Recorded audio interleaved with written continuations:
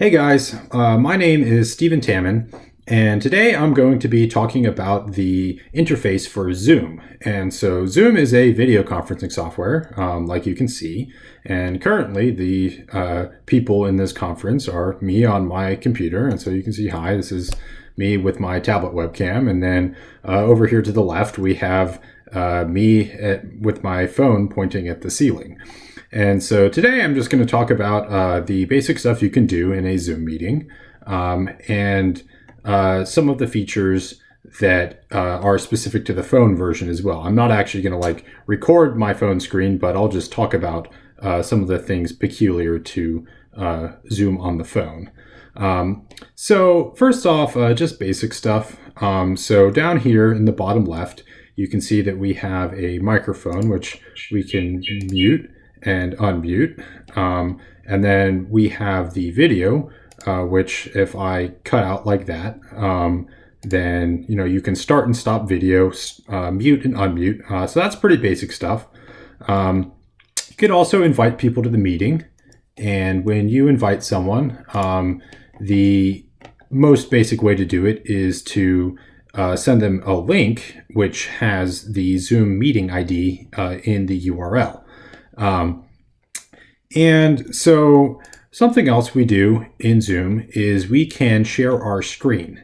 Now, when you share, the most common way to do it would probably be to pick a screen. So currently I've got, this is my monitor screen. This is my tablet. So I have an external monitor, and you can choose which one you use. You can also pull up like a whiteboard application within Zoom. And so if we do that, then what will happen is we'll have something that looks like this.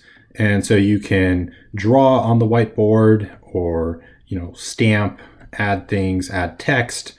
The other useful thing is you can have a red dot by your mouse. So I've used this in some of the other recordings I've made and posted for Discord.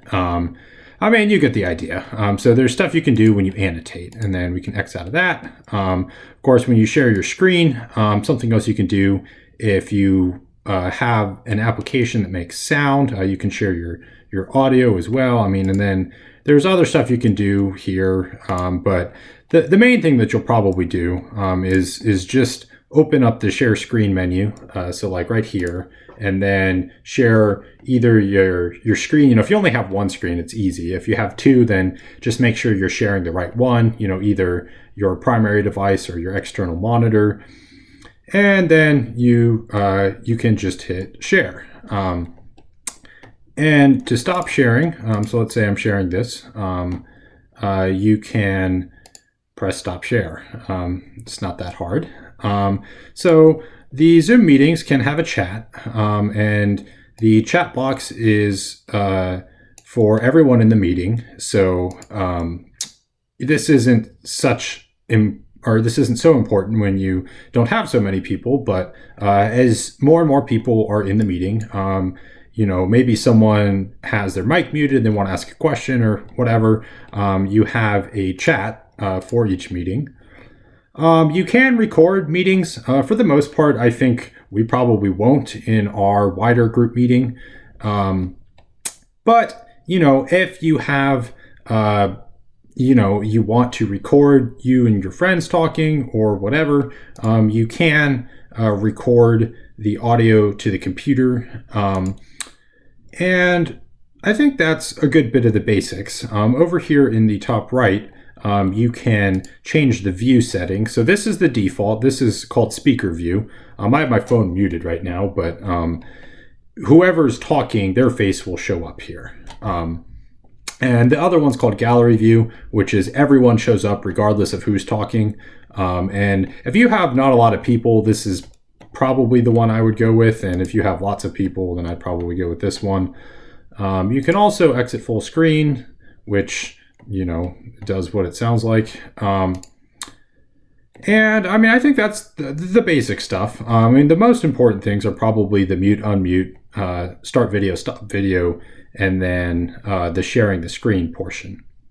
So now I'm going to talk about things specific to my phone. So here. I just cut out the video on my phone so it doesn't go crazy when I pick it up. On the phone interface, there are apps for both Android and for iPhone. If you swipe left, you will get a menu that says tap to speak. And so normally you're muted, and when you tap to speak, that lets you talk. Now this is primarily used like if you're driving or things like that. Once you've pressed the button and you start to talk, once you tap it again, then you'll be muted again. One of the benefits of doing this is that it really reduces the data rate. So when you have swiped left in the phone app, or sorry, not swipe left, when you have swiped right in the phone app, you'll get to this tap to speak screen. And the only data you have coming in and out then is audio. And so it does not take up very much data, phone data, over time. Now, the middle screen is the default, and that's speaker view. You can sort of compare that to the speaker view on the computers. And then if you swipe right again, or this time you swipe left, then you get the gallery view on your phone. So everything on the phone works basically the same as on the computer. You still have the mute, unmute, start video, stop video, share your screen, all that. The main point that I would say is that to get the menu to come up, you have to tap your screen. So if you tap your screen once, that's when the menu comes up. Otherwise, it seems like there's no menu. And then you swipe to the right to get the tap to speak screen, which is the one that really does not take very much data to run. And then if you swipe to the left, that's when you get the gallery view. And otherwise, you're in speaker view. So I think that's most of the basics.